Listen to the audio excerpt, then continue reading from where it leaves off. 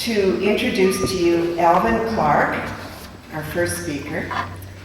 He is 6 years Army, 7 years National Guard, 8 months Desert Storm active duty. He's originally from South Carolina, now he lives in Tacoma. He's married to Anita and has his 3 children, Carmel, Benny, and Sean. And I am very honored to introduce Alvin. First of all, I thank God for being here, and I thank the people that had invited me to be here to speak tonight as a veteran. As was told, I spent 8 months at Desert Storm. I was stationed at the Port of JaVale, and my job was transportation. So we were responsible for the soldiers getting their supplies, their vehicles, their food, and anything else that they needed. I went over there as a healthy young soldier. I came back a totally different soldier. I got sick immediately when I got back, and I stayed sick. I got back in June of 1991, and I stayed sick until they did something till 94. And when I say sick, I mean sick. I almost died. They sent me to numerous places to get tested. They sent me to Walter Reed. They sent me to Bethesda, Maryland, and nobody could find out what was wrong. And in the meantime, I was getting sicker and sicker. My family didn't know what to do. I didn't know what to do. And the Army didn't know what to do. So, in the meantime, I was getting sicker, and I had a doctor that was stationed at Madigan Hospital that decided that the only thing that was left to do was a bone marrow transplant. In the meantime, the Army didn't want to pay for my sickness. The National Guard didn't want to pay for my sickness because I was active duty when I went over there. And I'm just here to say that so much goes on behind the scenes that we as people don't see. If you hadn't been there to go through it, or if you hadn't actually met someone that have went through it like myself, then you don't know what you are missing. I had to fight. I was investigated. My family was fit through turmoil. They thought I was trying to get money from the military or from the government. And in the meantime, I'm dying. So the things sometimes that you see on the outward appearance is not necessarily what's behind the scene. My family had to go through, my wife had to take off 8 months from work to take care of me. After the bone marrow transplant, I had a relapse and had to go back into the hospital. I almost died. In fact, they say I did die on the table, in my bed. But I'm here today because of the grace, the prayers, and the support of people that really care. Now that's not everybody, because everybody really don't care for the soldiers. It's just a known fact. I'm a living witness of that. But the people need to wake up. We as people, we as soldiers families, we need to wake up and look at what's behind the scene and not just what you see with your natural eye. Because everything that you see with your natural eye is not really what's going on. Things happened to me over there. We was in stuff that y'all couldn't see. I'm quite sure some of you might have family over there now. I have family over there, and the war that's going on right now. I know they can't email me. I know they can't write and tell me everything that's going on, because I couldn't do it. But we need to really look, because what you see on TV is not necessarily what's actually going on. I've been there, I know. So the support, what we got going on here, Ellie, when she called me, I was really stunned because I don't feel like I'm way up here to be here, but I'm willing to help whatever way I can help. And I told Ellie that. I said, I don't mind speaking because I've been through enough. Whatever I can do to help someone that's in there, over there, going through. Because I talked to a lot of people when I got back from Desert Storm. You got a lot of people that's scared. They don't know what to do. They don't know where to turn. They're scared if they go this way, they'll get in trouble with their unit that they're in. If they go to this way, they don't know if they're going to lose their wife, their kids, their home, their jobs. I was speaking at one engagement. This police officer lost everything. His wife, his home. He had to move back home with his family because of the sickness that he got over there. But we just need to just remember that whatever we see with the natural eye is not always true. You need to really look at behind the scenes. Talk to the veterans. Talk to people that's done went through this. Talk to the families. Don't lose in contact with people. I really support the veterans. I'm a veteran, and I'm glad to be a veteran. But sometimes we get deceived. So if I can say anything, I would ask that you really support in whatever way you can, the veterans that's over there now, even when they return, the families of the ones that have lost family members there. And I just pray that whatever happens, happens for a good cause and not a bad cause. Because it's a really sad thing to turn on your TV and see innocent people getting killed for a reason that I feel should never take place. It's many ways of dealing with things, and I never thought war was one of them. We don't sign up to be intended to go into war. You sign up because you want to be part of the country. You really want to do something for the country you live in, but that don't have to be war. When I signed on the dotted line, I never thought I'd be in a war. When I came back, I really thought that my government was behind me.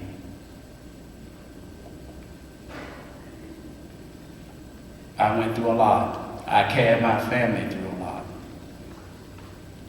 But my wife and my kids stood by me through it all. And if she had left me, I wouldn't have mattered because I knew what I was putting her through. And all because the country that I was trying to defend didn't try to defend me. They put the commercials on the television. You bleed them. Look deeper. Look behind the scene. And just remember that what you see on the outside is not necessarily what's going on. Thank you for this time. Our next speaker is Dana Briggs. Quite a different experience. Dana is an Air Force Academy graduate. He served in other places in different parts of the world, Europe, Middle East, Central America, United States. 1978 to 1988. He's a member of Veterans for Peace and Amnesty International. Welcome, Dana. Good evening, everybody. It's an honor to be up here with these veterans, with all the veterans that are sitting out in the audience, and for all of you that decided to take your time to come out this evening and listen to us and to the other speakers. Can you hear me now?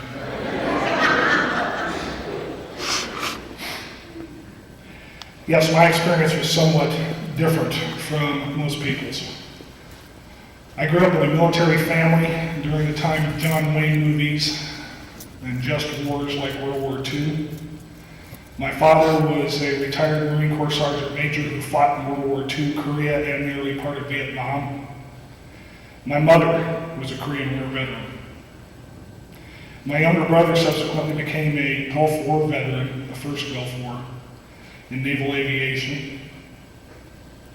And the expectation was that I would follow in the family business.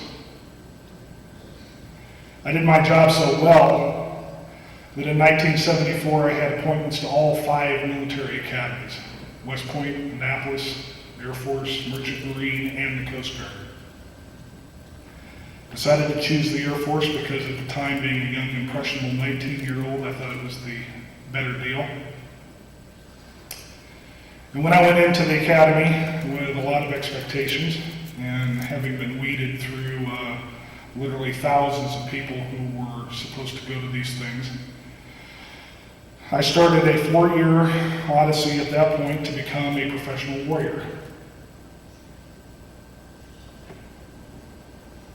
Ultimately, the thing that you need to understand about this military and any other military, and what 4 years of my training and then 10 years of active duty after that boils down to, is one simple sentence. All militaries exist to kill and destroy. Period. There is no other reason for a military to exist.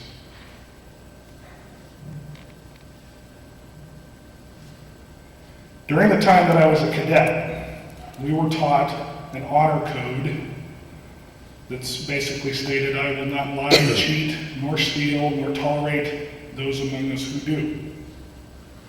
My expectation was, coming out of the academy in 1978, is that if I had to live up to an honor code as part of a professional warrior class, that those who would ask me to go and put my life on the line to protect everybody else would also live by the same honor code.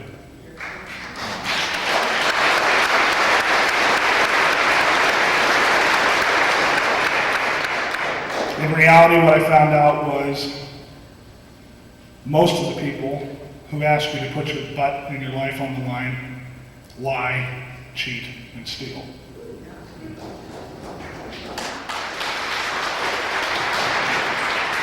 And they tolerate those who do.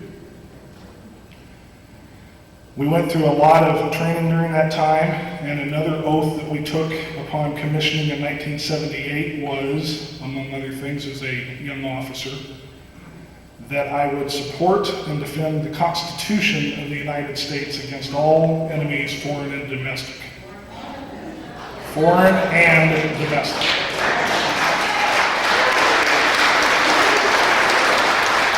The interesting thing is that I never took an oath to defend the credibility of any president of the United States.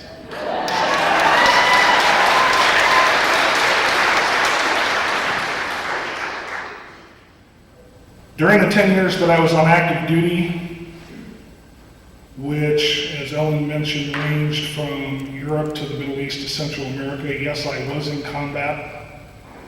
I was in combat in things that people generally don't know about, except in rumors that to this day I can't, in all honesty, talk about in detail. But there's things that you need to know about combat, and it doesn't matter whether it's the current conflict or whether it's ones of the past. These are not video games. These are not John Wayne movies. And the closest thing that you'll come to seeing something is probably Saving Private Ryan, with one major part missing. There is a stench to war, a smell to war, whether it is exploding ordnance, oil wells on fire, or rotting bodies on the battlefield. It is something that you, I hope, will never have to experience, and it's things that people who do never forget.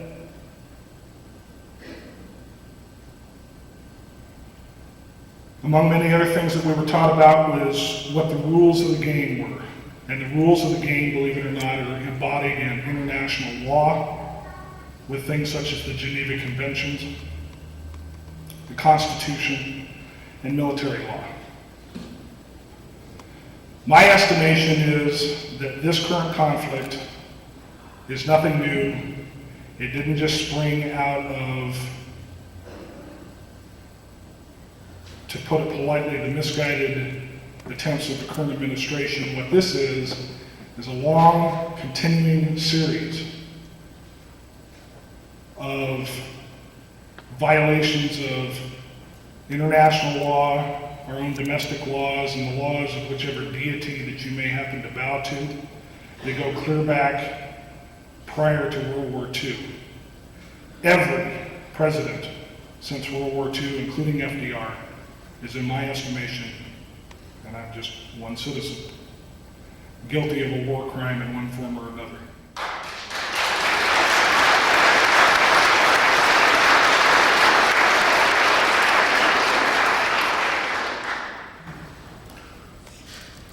When I went to my last duty assignment as the Chief Communications, War Planner, and Exercise Designer at the tender rank of a senior captain in my early 30s at United States Space Command in NORAD in Colorado Springs, with all the things that I had seen, and probably the straw that broke the camel's back was sitting in war exercises inside of Cheyenne Mountain at 3 o'clock in the morning and discussing the potential ramifications of what I consider to have been the greatest act of terrorism ever perpetrated upon the human race, which was 50 plus years of the Cold War, with a nuclear threat hanging over our heads. And one of the discussions we had was, what were acceptable losses in the nuclear strike scenario? What was the collateral damage that would be acceptable? And depending upon the scenario, acceptable losses were considered to be 20 to 80 million people. For me, that was the straw that broke the camel's back, plus the Reagan administration. And I resigned my commission in 1988.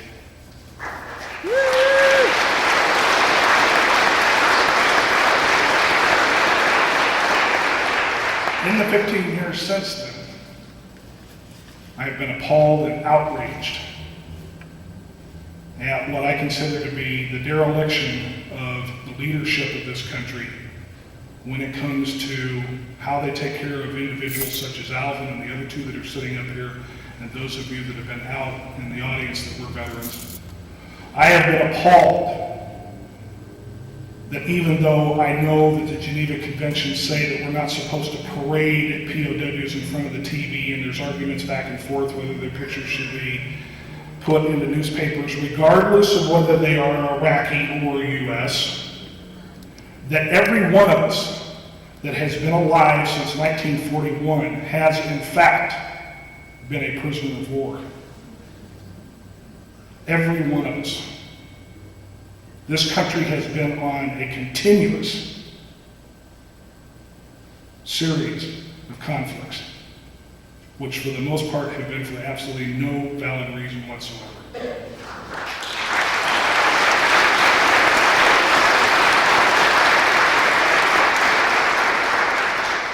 My final words to you is that for anybody who questions your so-called patriotism, and especially if you didn't wear a uniform, there are many ways to defend a society. Every one of us in our own way does, I honestly believe, the best that we possibly can do to defend our society. We're all defenders, and every one of us, including me, when it comes to this particular conflict, is a conscientious objector.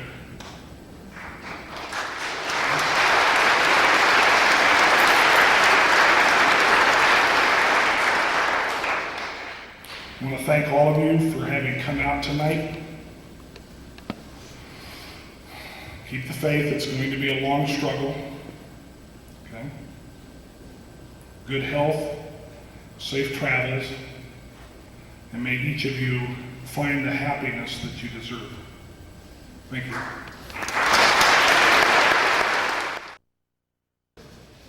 Our next veteran is Brandi Mitchell.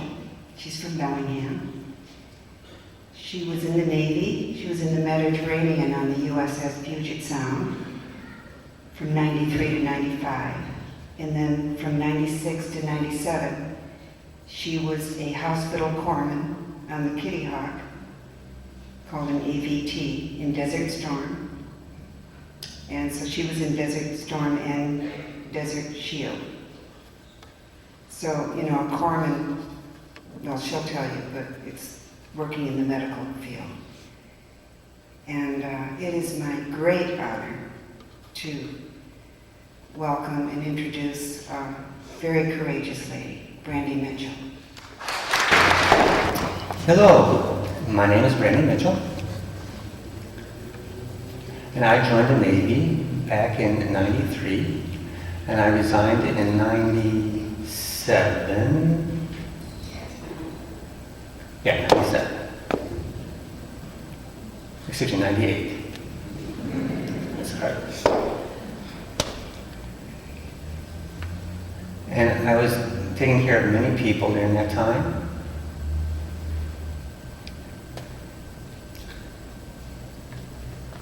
When I went to Washington,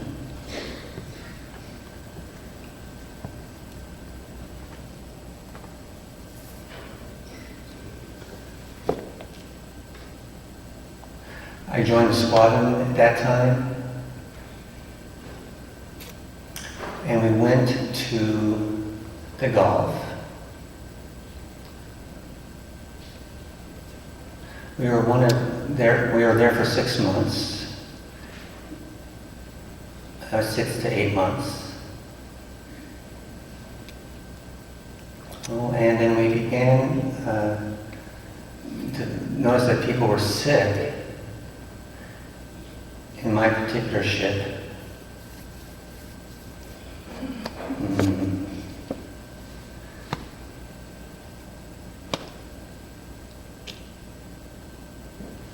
I'm sorry. So I became ill myself, and we went to Dragon, and they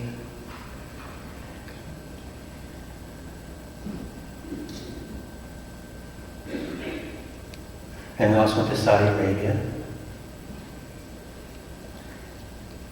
We went to 2 individual countries at that time. Syria, we also went to, well, the crewmen on the ship, when they came back after going to the countries, they all became ill. About 2/3 of the corpsmen became ill at that time.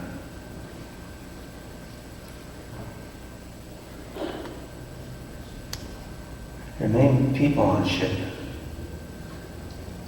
at that time, and I was on the aircraft carriers.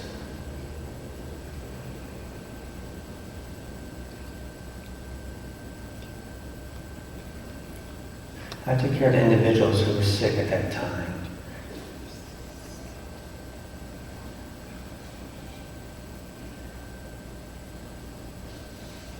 And I also became ill with meningitis. I conducted that from some of the individuals on board. And from that illness, I began to lose my hearing.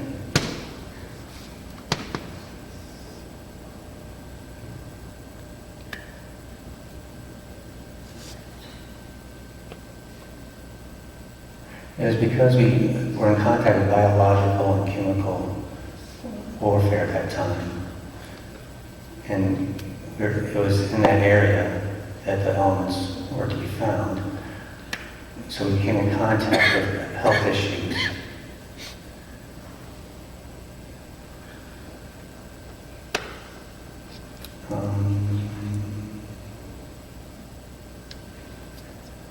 From that time on,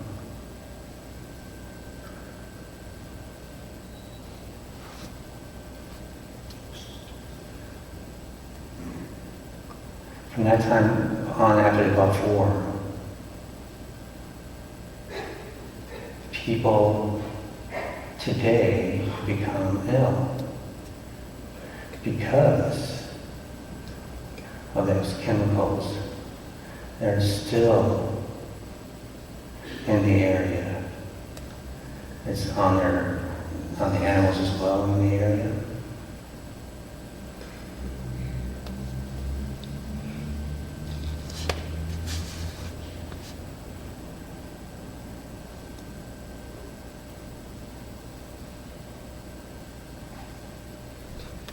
Now, for 2 years after that, I resigned from the Navy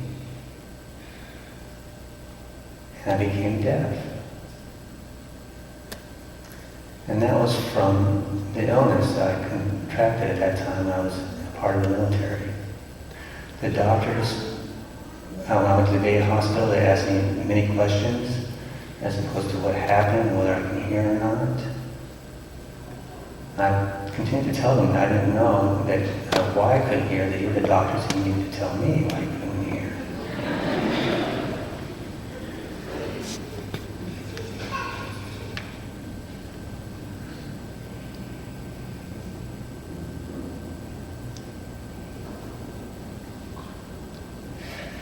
For 2 or 3 months now, I've become worse with my health. It has declined further.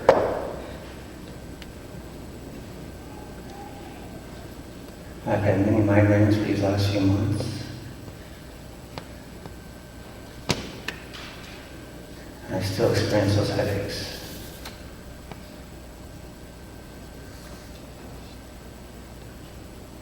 I take various medications, there's a numerous amount. And there are different ones for different reasons.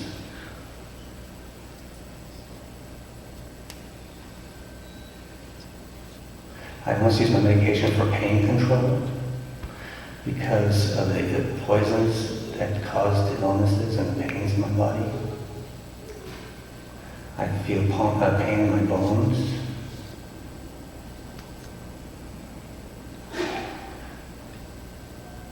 There are pains I experienced when I was growing up, but these are different kinds of pain than the growing pains you experience. These seem to be much deeper.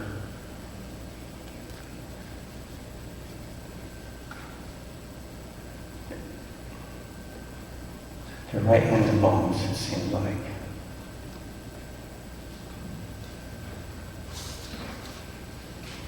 I still can.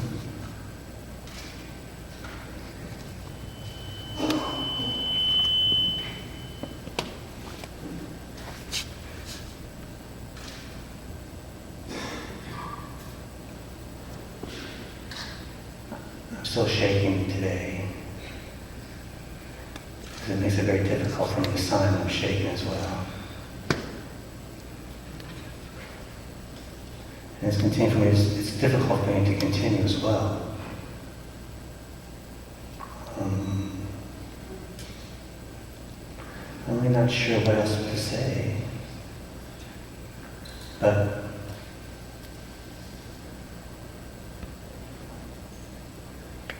I'm having a hard time getting help from the VA hospitals. They tell me that there's nothing wrong with me. I go there, and I use spinal analysis, and I use CT analysis, as well as blood work. They use x-rays, hearing tests, and they tell me that there's nothing wrong with me, or that all the tests conflict with one another.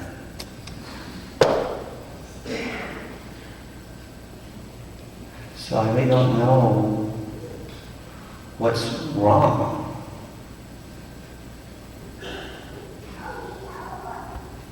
But I know my health continues to deteriorate. And I can't really explain that to the doctors when I go to the VA. So now, when I go and see the doctor in Bellingham.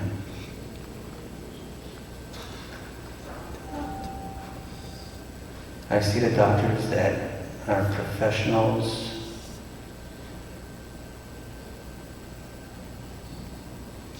in neurology,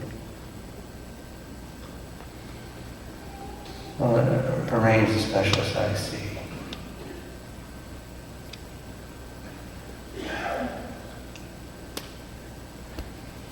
And it's hard for me to find that time to leave from home and to go see them. Well, thank you. Our last veteran speaker is Indira Ray. She's a mom of 2 boys, a former JAG officer, military attorney in the Gulf War. She's a defender of the Constitution while it's still here.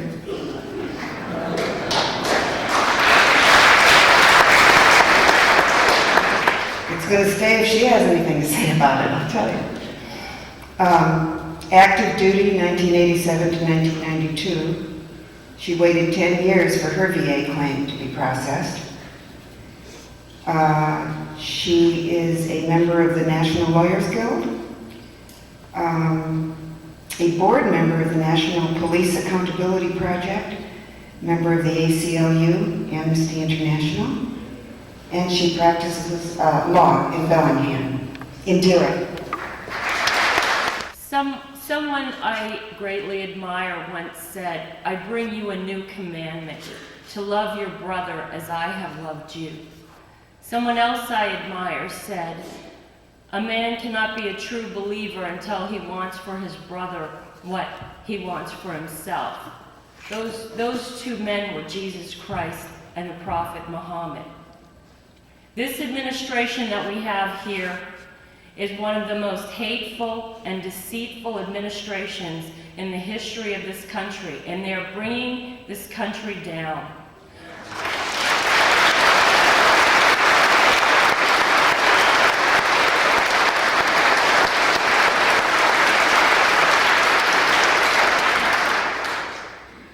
I don't know if you realize this, but recently in the budget hearings, it's proposed that the VA budget be cut by $23 billion. Billion dollars. The Medicaid budget is being cut by $93 billion.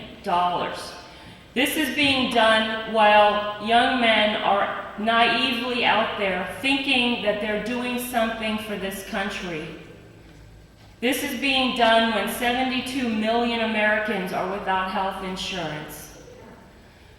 This is being done when this country's economy is at one of the worst points it's ever been. And at the same time, we're sending $5 million a day to support the state of Israel that stands in violation of more Security Council resolutions than any other country on earth.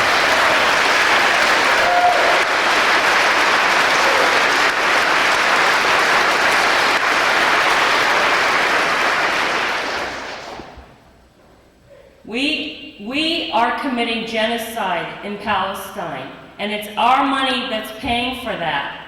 Just this morning, an international solidarity movement activist had his cheek blown off by an Israeli Defense Force soldier. And the Israeli Defense Force soldier that ran over Rachel Corrie is back on duty with no punishment. This is what this administration is paying for. And this administration is looking at a situation in also which there's 250,000 homeless veterans. This administration is looking at a situation where people like myself waited 10 years or more to get their claims. I waited 10 years for my claim. I had a brain tumor that I mysteriously developed during active duty. I wasn't treated for it by the military, and then I developed hepatitis C, and hepatitis C is the leading cause of liver transplants. They project that hepatitis C is going to the deaths from that is going to exceed the deaths from AIDS in 2010. And I don't have any risk factors for hepatitis C. I'm not a drug user, nothing. I looked in my military folder, and lo and behold, it said that I was exposed to hepatitis, and they did not bother to tell me. And they did not pay for my therapy. My drugs cost $18,000. I had to pay for them out of my own pocket while I waited for this country to process my claim for 10 years, and it wasn't until Senator John McCain intervened that anything was done. And if it were up to them, I would have been dead. I would have been one of those 250,000 homeless veterans.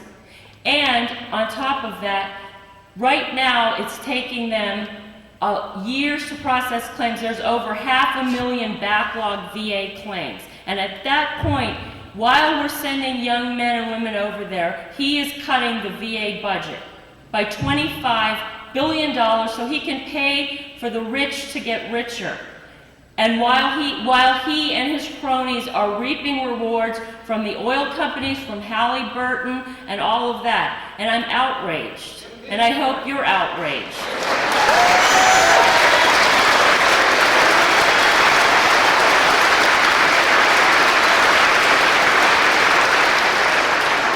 And the war isn't just going on out there. We're losing our credibility. We are losing our credibility. We cannot say that we're for justice and democracy while people in Palestine are being oppressed, while people are being jailed and tortured without trial and murdered, and where they're being deprived of their homeland, where they're being deprived of the right to exist. We cannot lift our heads and be taken seriously when we do that. The rest of the world knows that we are the ones who supplied Saddam Hussein with any weapons of mass destruction, with any chemical weapons that he ever had. The United States supplied those to him when we wanted him to fight our war by proxy in Iran, against Iran, after we assassinated Mossadegh, because he nationalized the oil company and then supported the Shah of Iran, who killed 1 out of 25 of his countrymen. And when the backlash and the blowback hit, we sent chemical weapons to Saddam Hussein. And now we're sending our young men and women to die to clean up the mess that we created. And the blowback from this war, you have no idea, but there's going to be a huge blowback. And the president of this country is willing to send this country to hell. He is willing to defy every Geneva Convention. He is willing to breach every international law. He is willing to have the United States despised around the globe. And make no mistake, that's what's happened, in order to carry out this agenda. And at the same time this war is being waged overseas, he's carrying out a war right here in your backyard. I'm sure most of you have heard of the USA Patriot Act. The Patriot Act that has resulted in 1,000 or more disappeared in the United States, where people of Islamic beliefs from countries throughout the world have been rounded up and detained without charge, where Ashcroft refuses to release the names or the identity or the locations of these people. We are in a mode where there is secret evidence and there are secret trials, where people are being detained as enemy combatants without the right to a lawyer, without the right to challenge that. And that doesn't stop, it doesn't stop there, because now we've got Patriot Act 2. The Domestic Security Act, where United States citizens can be stripped of their citizenship because John Ashcroft thinks that you're supporting in some kind of way some organization that he unilaterally deems as unacceptable. And that can be done retroactive. You can support someone in some kind of way, give a donation, and after that they can declare, oh, by the way, now we don't like that group, they're a terrorist organization, and you've just lost your citizenship. That's what he is proposing. Right now they are also proposing that they can search anybody, wiretap anybody, look at anybody's information for 15 days without any kind of notice or review. Right now, what they're doing is they're using administrative subpoenas and search warrants and looking through your financial information, looking at every book you read, looking at everything you write on the internet. And these are sealed and these are not subject to judicial review. I'm an attorney also, and I'm watching the Constitution fall apart before my very eyes. You are losing your freedom. Everything that we purport to stand for and everything we claim we don't like, detentions without cause, no representation, torture, we're doing it. We are doing it. We are the war criminals. The United States is dying, in my estimation. The Constitution is dying. And I thank you for showing up, because we need each and every one of you, to be a warrior, to fight, to protect this country. This country is dying, and it's not from Saddam Hussein, it's from George Bush, John Ashcroft, Mr. Wolfowitz, Pearl, Cheney, Rumsfeld.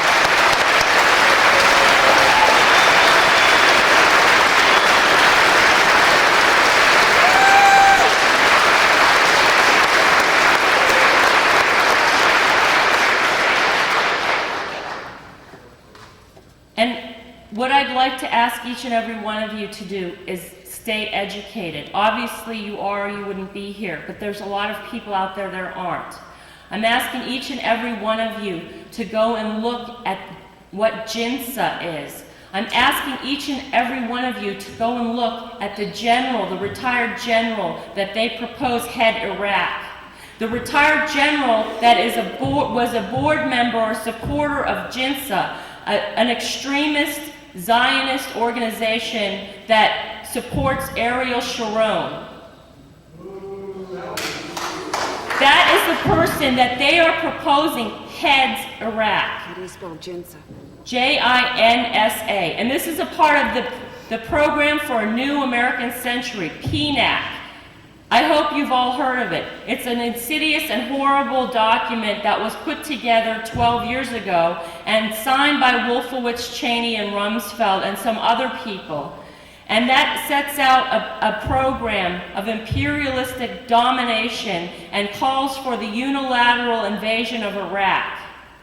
And it is being carried out now by the same people who authored it. It's called PNAC. Just put a Google search and put PNAC, Program for a New American Century. And along with this general, and by the way, Cheney and Wolfowitz, Pearl, they're all supporters of JINSA, all of them. Along with this, Mr. Woosley, who used to be head of the CIA, he's also going to participate. He's also a friend of Ariel Sharon. If you think that's going to be accepted in the Middle East, you're wrong. It's not. That is the kind of thing that is going on. And Mr. Woosley said one day, I heard him on television, one thing he said, the one truth that came out of his mouth was, the United States doesn't support democracies abroad. They're too hard to control.